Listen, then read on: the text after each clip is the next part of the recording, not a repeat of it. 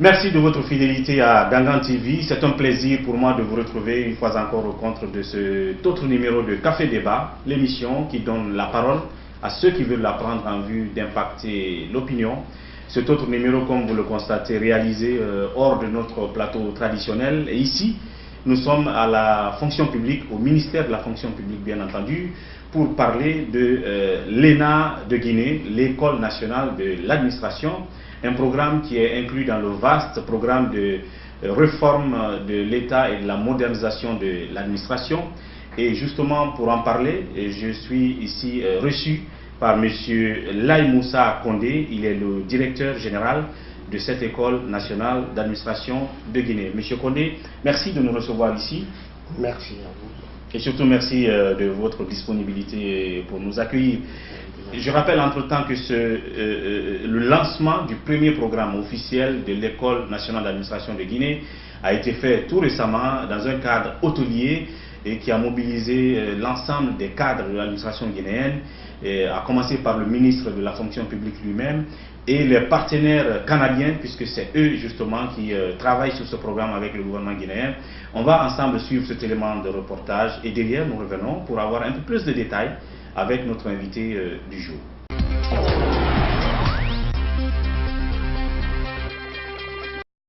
L'École nationale de l'administration de Guinée est créée dans le but de qualifier les actions publiques de l'État. Ces activités pédagogiques ont été officiellement lancées ce lundi en partenariat avec l'ENAP de Québec. Le ministre de la fonction publique a rappelé donc la mission et les objectifs de cette école. La mission principale d'une ENA est de recruter, de former les hommes et les femmes qui feront vivre les administrations en leur transmettant l'éthique du service public, fondée sur des valeurs de responsabilité, de neutralité, de performance et de désintéressement. Quant aux objectifs de l'ENA, ils se résument à deux dimensions fondamentales. La première est une dimension d'expertise. La deuxième est une dimension de management public. Au total, 296 candidats avaient postulé pour ce master d'excellence. Après un test, seulement 32 sont retenus pour suivre cette formation. Je suis très contente de faire partie de cette promotion et je suis sûre que les formations que nous allons recevoir nous serviront vraiment à faire bouger de plus l'administration guinéenne. Le travail qui m'échoit aujourd'hui et d'accompagner les étudiantes et les étudiants vers la réussite. Ce programme de master sera pour eux l'occasion d'approfondir leur réflexion sur le métier de cadre, d'acquérir des connaissances en administration publique, de développer leurs compétences comme leaders et d'agrandir leur réseau professionnel. L'obtention de leur diplôme sera pour eux le résultat d'un travail acharné et constant. La formation s'étend sur 2 ans. Les étudiants se sont retrouvés pour démarrer les cours dès après la cérémonie du lancement de ce programme.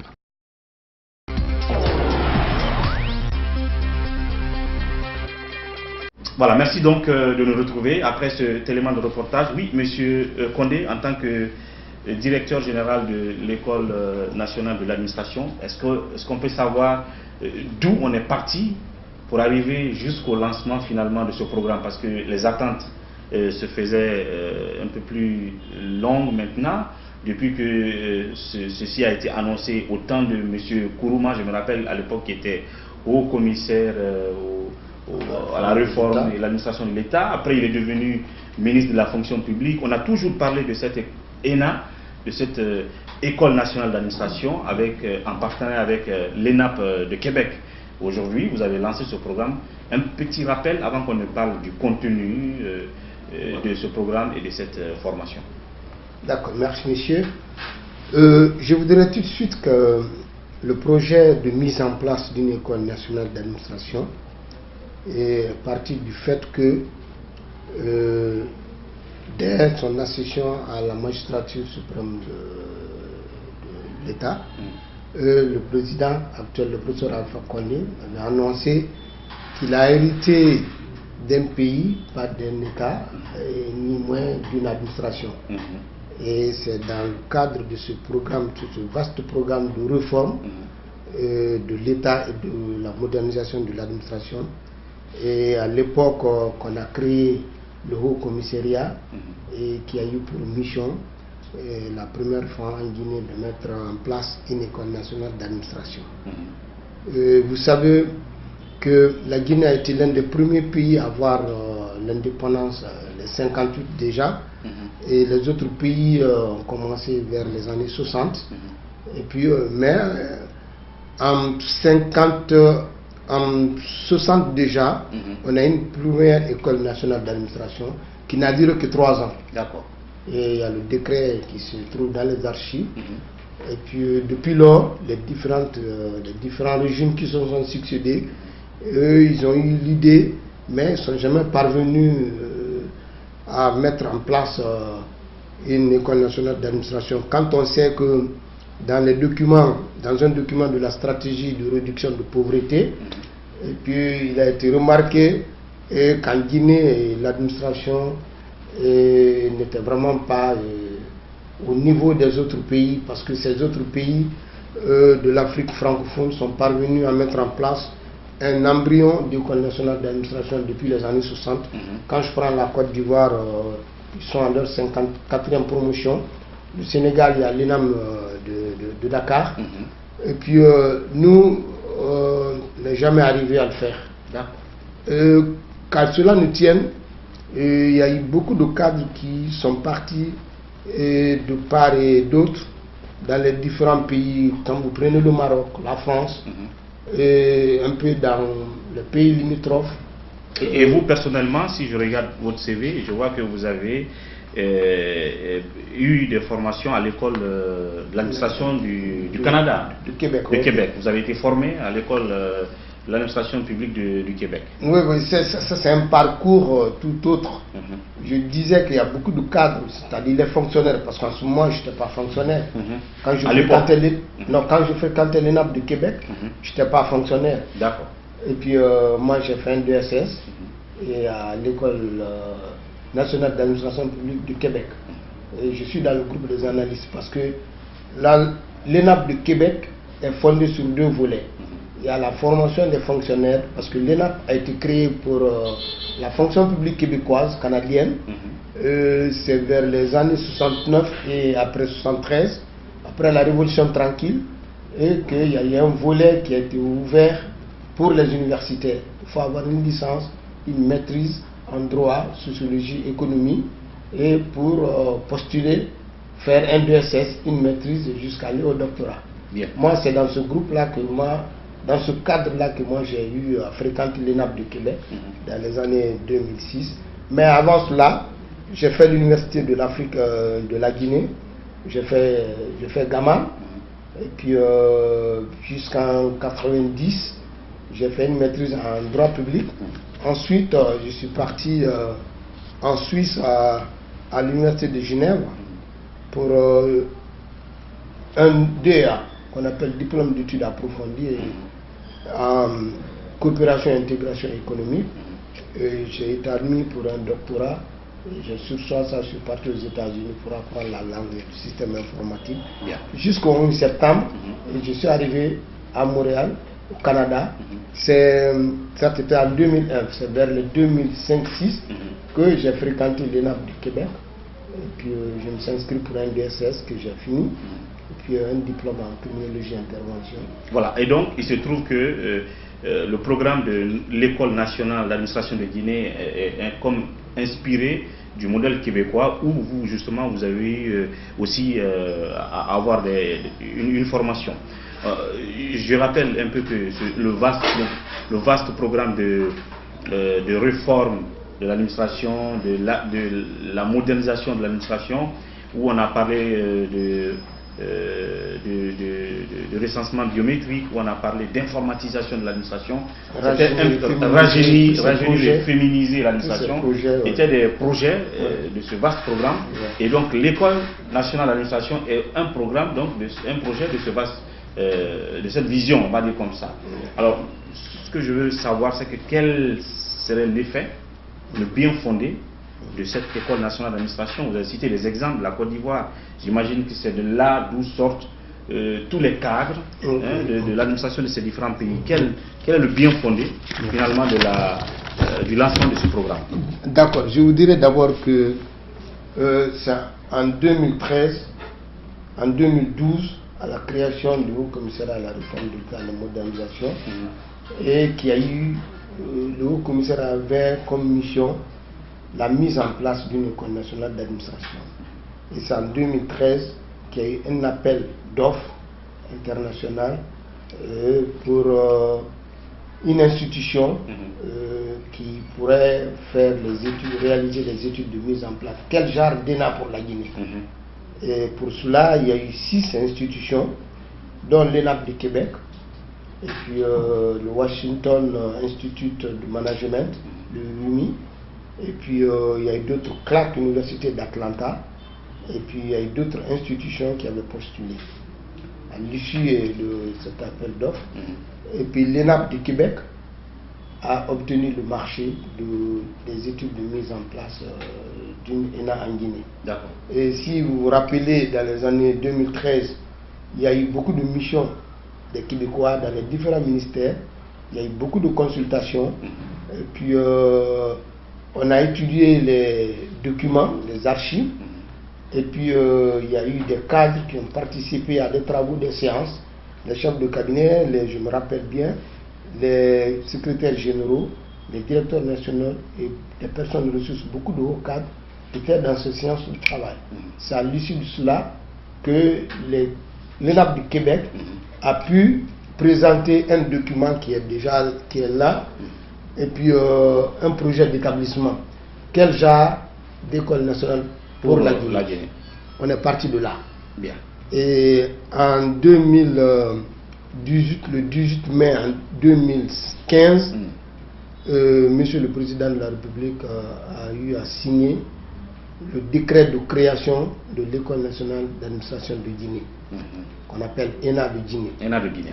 Et au niveau de cette École nationale d'administration, qui doit s'occuper de la formation initiale, c'est-à-dire la formation d'élite, comme tout ENA, des hauts cadres pour les postes de commandement, et puis qu'on appelle maîtrise. Ensuite, il y a d'autres volets que vous trouvez là, les certificats en compétences administratives, c'est-à-dire les BABA qu'on devrait donner à tous les fonctionnaires, parce que dans d'autres pays, pour être fonctionnaire, quand on est fonctionnaire, on doit faire une année probatoire soit à l'ENA ou à la fonction publique, qu'on appelle des séminaires d'intégration, qu'on vous apprend le principe de création de l'administration, et puis statut des fonctionnaires, tous ces outils-là, qu'on appelle les BABA de l'administration, et d'autres certificats en gestion de ressources humaines. Et dans ce cas, dans l'enveloppe globale, c'est-à-dire le projet d'établissement que l'ENAP du Québec a eu à réaliser, et avec les hauts cadres de la Guinée, il était prévu que dans l'ENA, et qui est la formation d'élite.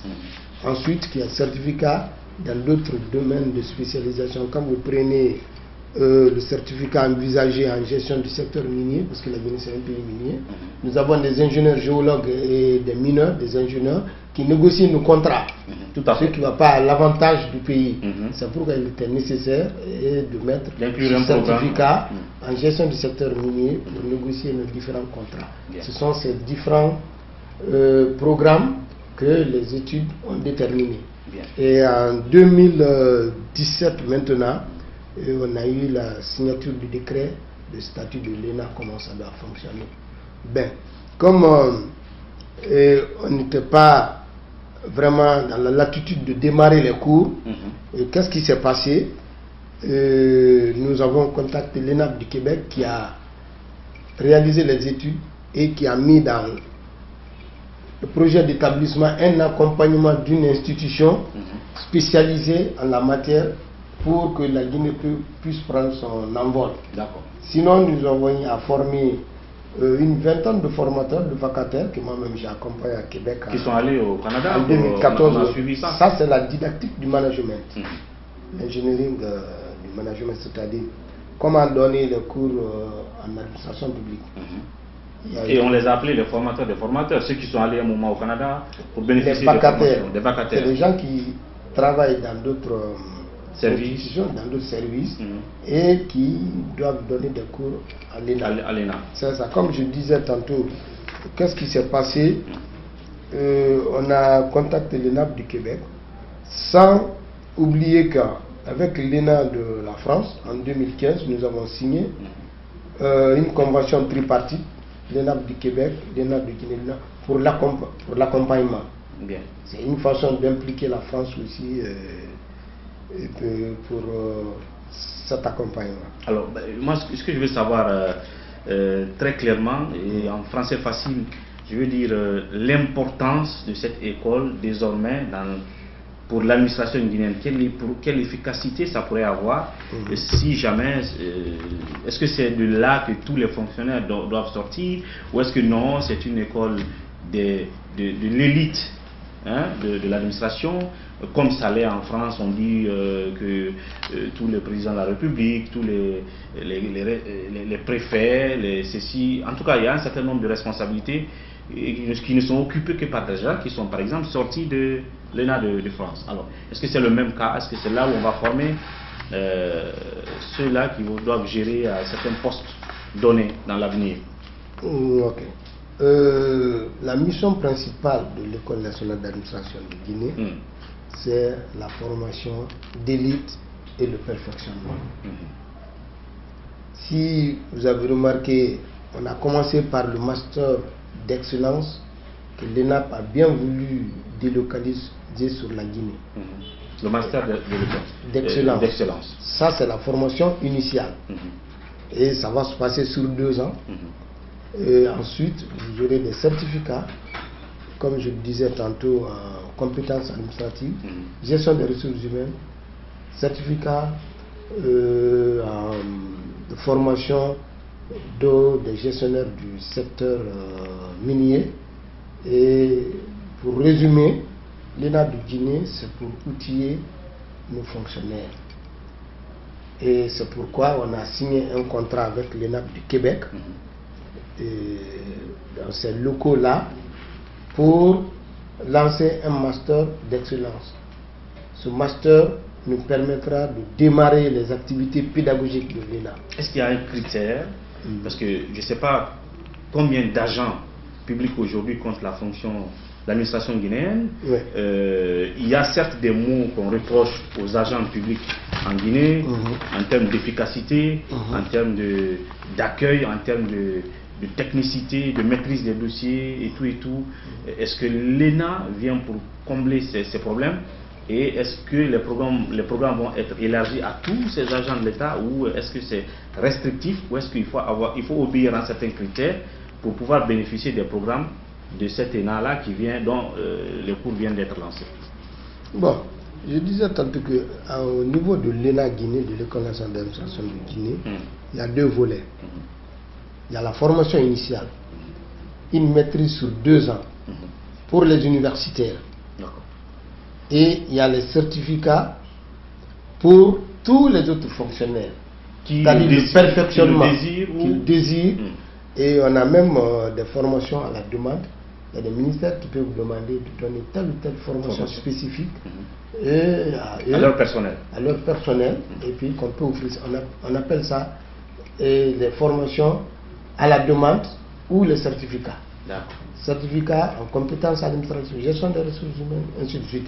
Mais je voudrais que la finalité de tous ces programmes qu'on est en train de donner par-ci, par-là, c'est pour produire des gestionnaires capables de diriger, de gérer avec efficacité les organisations, les programmes et les ressources du secteur public. C'est ça la finalité. La finalité. Bien. Alors donc, les tares que cela peut combler dans l'administration guinéenne, les programmes donnés au sein de cette école d'administration On va peut-être revenir là-dessus tout à l'heure. Il y a aussi ce premier programme qui a été lancé, dont on vient de voir l'élément de reportage. Et vous verrez sans doute les images à côté, où les premiers cours sont en train d'être dispensés à certains agents de l'administration, à certains cadres de l'administration. De quels services sont-ils venus? Quel est le contenu de ce programme qui est en train d'être dispensé, comme vous l'avez observé dans les images? Il va nous le dire tout à l'heure, le directeur national de l'École nationale d'administration de Guinée, mais dans la deuxième partie de cette émission, juste après cette pause.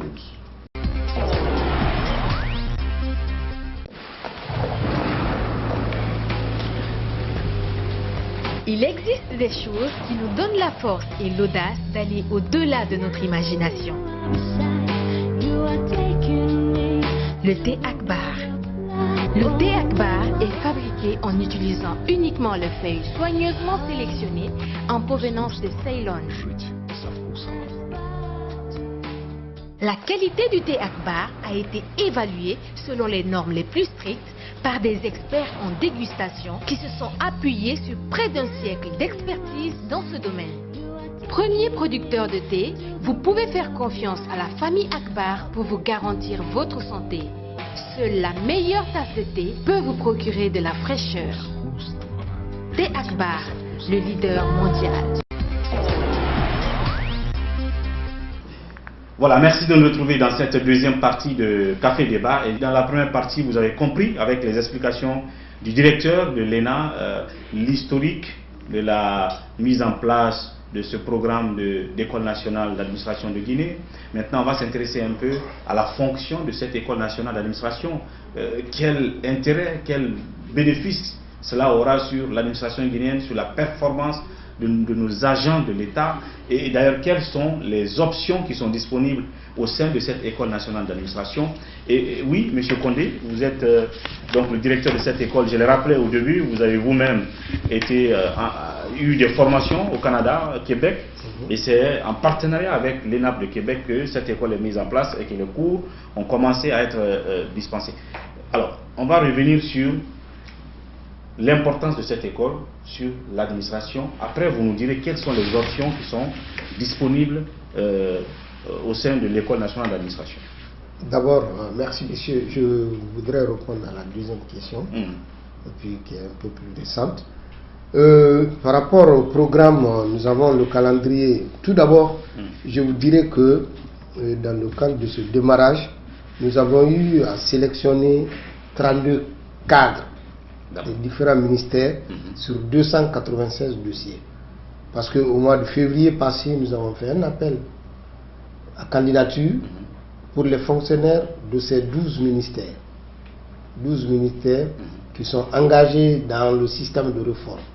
Il y a eu 296 dossiers et que nous avons transmis à l'ENAP de Québec, qui a fait la sélection et qui a sélectionné 36 dossiers. Et nous, à notre niveau ici, avec l'appui du ministère de l'Enseignement supérieur, de la direction de l'enseignement supérieur, nous sommes organisés à partir dans les universités où il y a eu 12 dossiers qui concernent l'université de Kankan, 10 de Lansana Conté et 8 de Gamal Abdel Nasser de Conakry, 4 de l'UNIC, 1 de Kofi Annan, 1 de l'université de Foulaya, de Bouquet 1 et de Farana 1. Ça faisait 36 dossiers. Bien. Nous sommes partis, nous avons mis des commissions en place qui, ces différentes commissions sont passées dans les universités pour la vérification des diplômes, l'authenticité des diplômes et les relevés de notes. Et nous avons eu les réponses qu'on a mis sur pli fermé, que nous avons envoyé à Québec. Et puis heureusement, toutes les notes étaient exactes. Et puis de là, l'ENAP du Québec, à travers son registre réel, parce que chez eux là-bas, il y a le registre réel, où on doit déposer les dossiers de candidature, eux ils ont la sélection finale, qui a eu à sélectionner 32 dossiers, et qu'ils ont répondu ces gens individuellement, mais sous notre couvert. Et à l'issue de cela, il y a eu 7 qui proviennent du ministère du budget, et puis dont un DAF et le DAF de l'hôpital Donka. Bien. Et puis 6 qui proviennent du ministère de l'économie et des finances, 3 du ministère du plan et du développement économique, 2 proviennent du ministère d'État à la santé, il y a 2 qui proviennent du ministère de l'administration territoriale et de la décentralisation, 2 qui proviennent aussi du ministère de l'enseignement supérieur et de la recherche scientifique, 2 proviennent du ministère des mines et de la géologie, et 1 qui provient du ministère de l'enseignement technique, formation professionnelle et emploi, 1 qui provient du ministère secrétaire général à la présidence de la République, et 6 qui proviennent du ministère de la fonction publique, la réforme de l'État et la modernisation, donc 4 DRH. Bien. Et ce sont les 32 qui ont été sélectionnés pour le master. Et comme cela, on a eu, parce que je vous disais tantôt que la responsabilité académique appartient totalement à l'ENAP du Québec. C'est leur maîtrise que nous, on a demandé à délocaliser sur Conakry. D'accord. C'est-à-dire les profs du Québec viennent, ici, ils donnent des cours et ils font des évaluations et puis ils délivrent des diplômes. D'accord. Et c'est ce qu'on appelle la maîtrise d'excellence délocalisée du Québec. C'est une première fois en Guinée, même dans les autres pays africains. Et c'est ce qui est en cours là. C'est ce qui est en cours là. Dans la salle. Maintenant, pour la première année, le calendrier est le suivant. Du 10 septembre, le jour du lancement, au 21 septembre, il y aura comme cours principe et enjeux de l'administration dispensé par Richard Guiguel, que vous avez trouvé en classe tout de suite, et il finit le 21. Après le 21, le 13 octobre, les étudiants sont appelés à envoyer la version électronique de leurs devoirs, des sujets qu'ils ont eu à développer, et le travail de groupe le 13 octobre.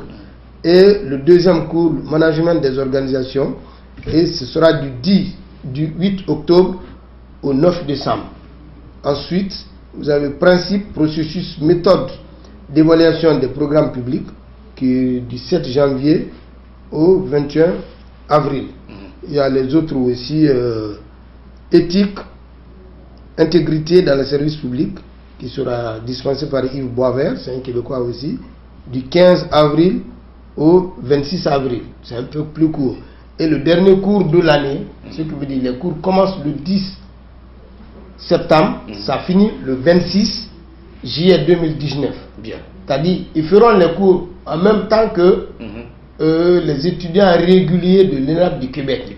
C'est ce qui fait que si on ratait cette année, le 10 septembre 2018, on sera obligé de se reporter dans le mois de septembre 2020. Ah, 2020. Parce que la maîtrise, ça prend 2 ans. Ah, d'accord. Vous voyez un peu. Et c'est ce qu'on est parvenu à faire. Et en deuxième année aussi, il y aura le programme qui va commencer aussi du mois de septembre au mois de juillet. Mais vers le mois de mai, juin, on doit recruter la deuxième promotion. Parce que la première promotion, ils sont 32. Bien. La deuxième promotion, ils seront 35. Pour ceux qui ont des options, je vais simplifier un peu. Les options. Pour le master délocalisé là, c'est les administrateurs, c'est l'administration générale. L'administration générale. Ils seront outillés. Et quand l'ENA va prendre son envol, nous aurons les 5 options que les études ont déterminées. Il y aura 5 grandes options. 5 grandes options. Au sein de l'école. Au sein de l'école. La première année, c'est les cours de management qu'on donnera. Ça, c'est le tronc commun pour tout le monde. Bien. En deuxième année, chacun choisira son option.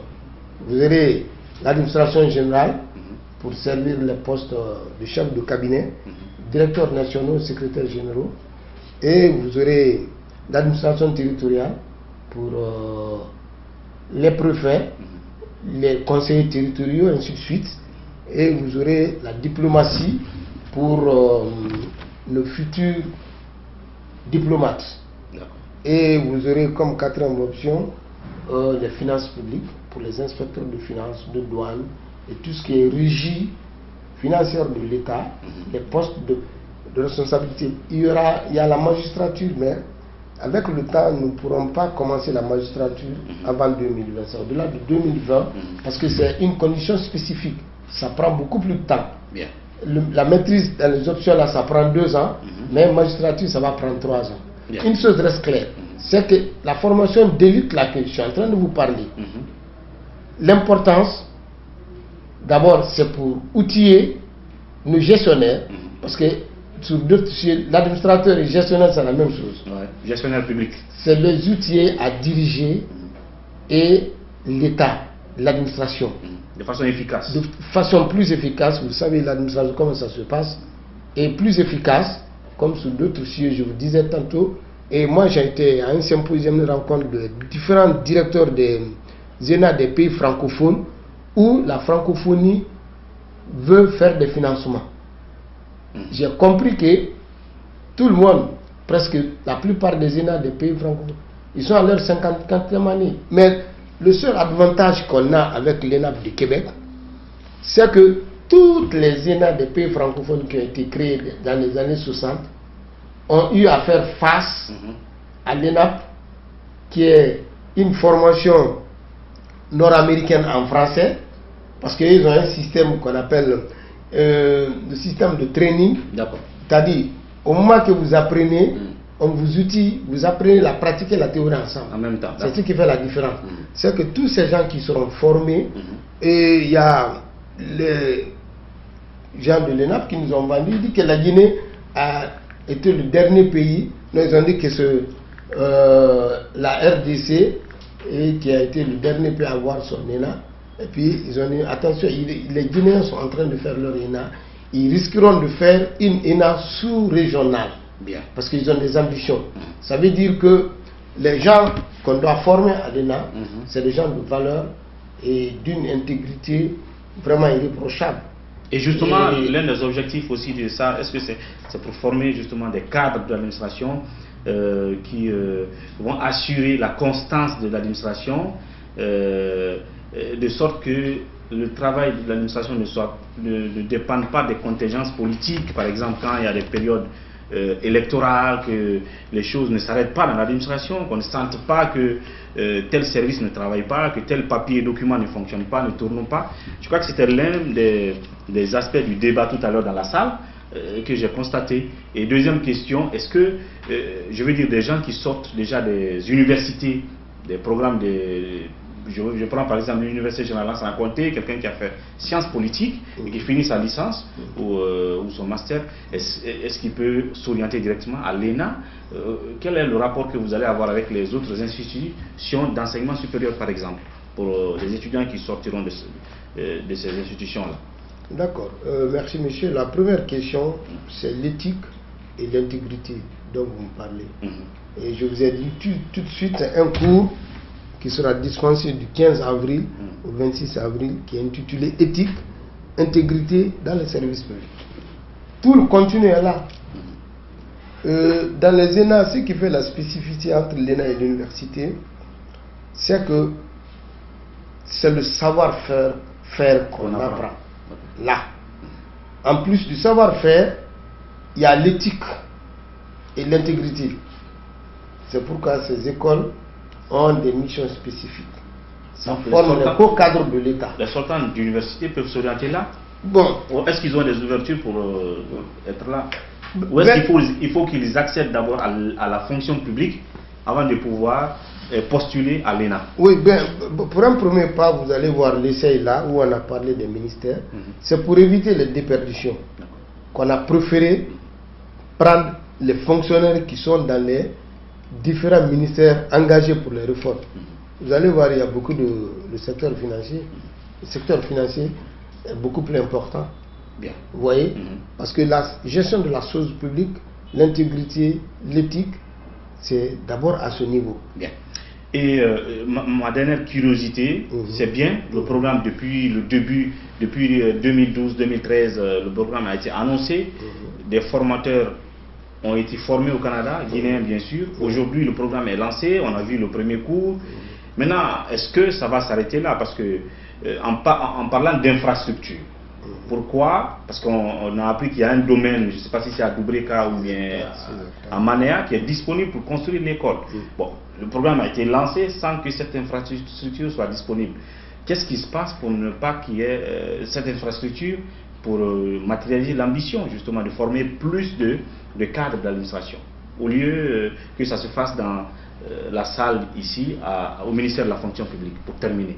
Ok, merci monsieur.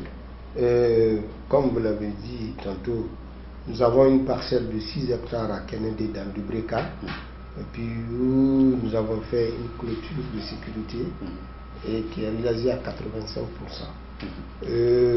Oui, l'idéal c'est d'être dans le campus là-bas, l'éventail est plus grand, mais pour démarrer, nous avons préféré commencer au centre-ville ici.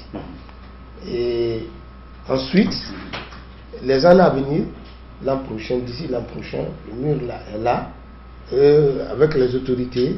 Est-ce que la volonté est là? Est-ce qu'il y a un budget qui est disponible pour construire les infrastructures de l'ENA? La volonté est effectivement là. Est-ce que le parce financement on inscrit sur le volet investissement au niveau du ministère du Budget. Investissement avec sous-titre construction et équipement. De l'ENA. Et nous avons contacté même des gens, des bailleurs de fonds, et qui pourront nous préfinancer. Mais pour les problèmes administratifs et de papier, et nous sommes en train d'évoluer, d'observer. Même cette année, nous avons eu, comment on appelle, un volet et un investissement au ministère du Budget. Et puis, dans ce volet-là, dans ce montant-là, ça va permettre de réaliser les études des infrastructures, les études architecturales. Ensuite, l'an prochain, on aura un autre volet et qu'on va mettre dans la construction. Il y a quelqu'un qui me disait quand j'avais été à Yaoundé, il m'a dit, Condé, mais écoutez, vous n'avez pas besoin que les partenaires vous construisent. Vous avez suffisamment d'entreprises performantes, parce qu'on voit beaucoup de belles constructions en Guinée, qui sont flambant neufs et puis ensuite qui sont très modernes. Et ce qui fait que cette année-là, l'investissement qu'on a comme fonds, on va le consacrer pour les études architecturales. L'an prochain, on aura notre volet, notre montant, où nous allons faire un appel à candidature pour lancer le chantier. Au cas où le préfinancement n'aboutira pas, pour la construction. Les infrastructures. Oui, pour qu'en 2020, fin 2019-2020, que la promotion qui sera recrutée sera non seulement là, mais les salles prévues pour les conférences internationales de la sous-région, la retraite du gouvernement soient disponibles, et pour le perfectionnement de l'ensemble des fonctionnaires que je disais tantôt en compétences administratives, les BABA de l'administration, surtout qu'on doit donner à l'ensemble des fonctionnaires. Nous allons démarrer tout cela. Alors donc, ce n'est qu'un début, c'est un tour d'horizon. Et peut-être dernière question, est-ce que moi par exemple, si j'ai envie de bénéficier d'une formation à l'ENA, je peux? Ou est-ce que c'est interdit à toute autre personne hors de l'administration? Juste en 30 secondes, c'est une question de curiosité. Non, mais en fait, l'ENA, c'est fait pour tout le monde. Donc moi par exemple, je peux avoir une formation payante, c'est ça? Vous êtes journaliste. Mais pour une première phase, on s'occupe des gens qui sont dans les ministères, qui s'occupent de la réforme de l'État. Ils sont déjà dans la des programmes de réforme. Ensuite, de là, les années qui viennent, ça sera ouvert à tout le monde. Ça sera par voie de concours, et que vous soyez fonctionnaire ou non fonctionnaire, je vous tiens informé. Quand on va commencer avec tout le monde là, tous qui seront admis à ces concours, et d'office, on va les intégrer à la fonction publique. C'est pour une question de continuité et d'éviter les déperditions, parce qu'il y a des gens qui prennent des formations là, ils vont aller servir ailleurs. Et nous préférons outiller tous les gens qui sont là au niveau de l'administration pour moderniser, et surtout la jeunesse. Si vous voyez le premier groupe, la première promotion, la première cohorte, la tranche d'âge, c'est de 30 à 45 ans. Personne n'a 50 ans. Absolument. C'est des jeunes. On s'inscrit dans la logique de réforme mais aussi de la modernisation et de la féminisation de l'administration. En même temps du rajeunissement. Une première fois en Guinée, qu'une promotion de 32 personnes, vous avez 10 femmes. Ouais. Une première en Guinée. Dans la salle. Mais je vous garantis, ces 10 femmes qui sont là, c'est des gens qui ont bien étudié. Bien. C'est des gens qui ont un très bon niveau. Dans l'ensemble, l'appréciation qu'on a eue du premier professeur, le premier cours, franchement, le niveau est bon. Bien. Et moi, ça me donne de l'espoir parce que ça fait une fierté pour la Guinée et ça donne une valeur ajoutée à ce que la jeunesse peut apporter et pour le développement de ce pays. C'est important. Notamment pour l'efficacité de notre administration. De l'administration, surtout ça. Merci. Merci. À très bientôt. Merci beaucoup. À vous, merci de toute votre attention, mesdames et messieurs. On se retrouvera à une autre occasion pour parler justement de l'administration guinéenne, de la suite du programme de cette école nationale d'administration ENA Guinée. D'ici là, tout ce qu'on peut vous dire, merci de votre attention et à bientôt pour un autre numéro de Café Débat. Au revoir.